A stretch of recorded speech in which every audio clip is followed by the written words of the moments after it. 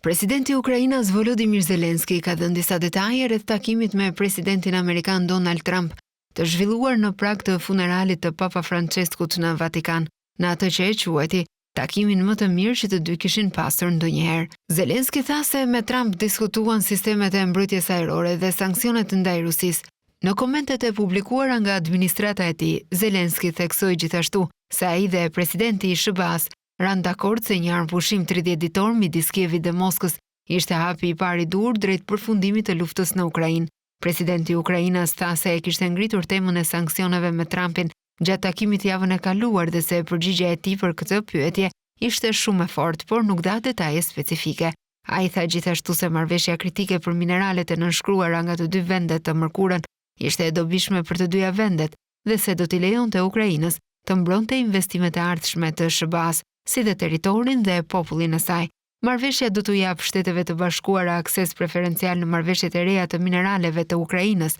dhe do të mundësojë investimet amerikane në rindërtimin e Ukrainës.